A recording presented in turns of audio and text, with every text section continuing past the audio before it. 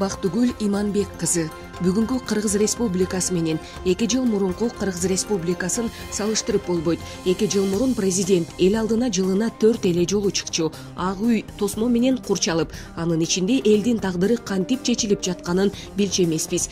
Күмпүңдөшүп эле бирин айтып, бирин айтпай сатып салышчу. Мамлекет аянттолуу куралы жабдуу, унаа, автобус, тез жардам муналары, вагон, темир жол, өрт өчүргүчтөрдү кой, бир чычкак улак сатып алган эмес. Эл азыр бир ызылдап видео чыгарып койсо, бийлик чуркап барып чара көрөт. Эмне болду деп 2 жыл мурунку жылдары үстүнө бензин коюп, өрттөнүп өлүп алсаң да ит өлдүбү, адам өлдүбү, чымын чакканчалык көрчү эмес бийлик. Мурунку бийлик Ак үйдө иштеген сулуулардын унасы жок деп чырылдап, ошолордун маселесин чечип берчү. Бул бийлик аялуу катмар, карапайым калктын иши жок, наны жок, көмүрү жок деп акчалай грант, ун, көмүр ташып чырылдайт. 2 жыл мурун Ак үйдү кой, өкмөткө кирип, айыл өкмөтүнө жолугуп, чыгуу азаптын азабы эле. Азыр каалаган министрликке, акимге, депутатка кабыл алуу күнүнө жазылып алып кире аласың.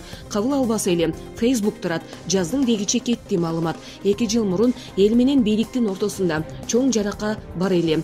Эл өз алдынча саясат жүргүзүп, бийликке үмүт артпай оокат кылчу. Бийликтин да эл менен иши жок эле. Алар жеке бизнестерин жүргүзүү менен алек болчу. Азыр эл менен бийлик бириккен. Бийлик эл менен иш алып барууда. Баякы жарака жылып бириккен. Азыр эл бийликти көз жазымда калтырбай акмалап карап турат. Бийлик да жашынып албай, ар бир кадамга отчет берүүдө. Бүгүнкү бардык жакшы жаңылыктардын себепчиси дагы, акыркы 1 жылдагы эл менен бийликтин биримдигинин себепчиси дагы мына так ушул инсан. Президент Садыр Жапаров мындай билдирүүсүн соц тармактын активдүү колдонуучусу Бактыгүл Иманбек кызы Facebook соц тармагында калтырды. Атамбаевдин сотко мажбурлап жеткирилиши. Жаза аткаруу кызматы өз версиясын билдирди. 23 март күнү жактоочу Замир Жошев Атамбаевди абактан күч колдонуу менен 1 май райондук сотуна алып келишкенин билдирген.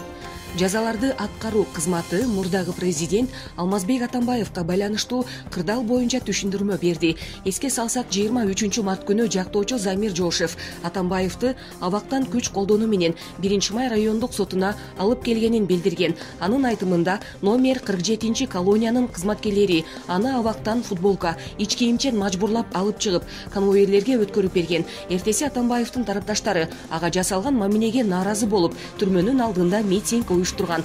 Андан соң акыйкатчынын өкүлдөрү номер 47 түзөтүү мекемесине барып, анда жаза өтөп жаткан мурдагы президент Алмазбек Атамбаев менен жолуккан. Алардын айтымында 23 мартта мурдагы президент сотко бара албастыгы тууралуу арызын бергенине карабастан 10 чакты киши келип сотко мажбурлап жеткиришкен. Маектешүү маалында Алмазбек Атамбаев ошондон бери кан басымы туруктуу болбой жатканын билдирип, бутундагы такты көрсөткөн. Жаза аткаруу кызматы берген маалыматка караганда 23 мартта Атамбаев медициналык жардам сурап кайрылган эмес, жана сотко да ден соолугу тууралуу маалым кат берилген эмес. Мекемеге кайтып келгенден кийин ага экиги текшерүү сунушталган. Бирок саясатчы андан кескин түрдө баш тарткан. Ошондой эле башка текшерүүлөрдөн дагы баш тартып, бул боюнча акт түзүлгөн. Адвокат Замир Жошев 23 мартта Атамбаевди соттук отурумдарга катыштырууга болбойт деген маалым катты ЖМКларга көрсөттү. Бул туура эмес, себеби ал үстүздөгү жылдын 11 мартында,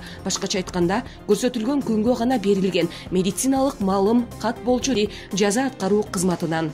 Ошондо алган кызмат соттун жазуу жүзүндөгү көрсөтмөлөрүнүн аткарууга милдеттүү экенин билдирип, 2019 жылдагы Кой Таш окуясы боюнча 1 май райондук сотунун отурумуна 23 мартта Алмазбек Атамбаевди жеткирүү керектиги тууралуу тапшырма алганын кошумчалады. Мекеменин кызматкерлери ага эч кандай күч колдонбой эле көрсөтмөлөрдү так аткарып, сотко алып барышкан. Бирок ал автоунаанын ичинде жаза аткаруу кызматынын кызматкерлерин кемсинтип, чыр-чатак чыгарып, орой сөздөрдү айтып, коомчулуктун көңүлүн буруп, ошону менен сот процессине катышпоого аракет кылган. Сотко жеткирилгенден кийин бут кийимин жана байпактарын чечип, жактоочуларын бул жака жылаңайлак алып келишкендигине ишендирүүгө аракет кылган деп айтылат билдирүүдө.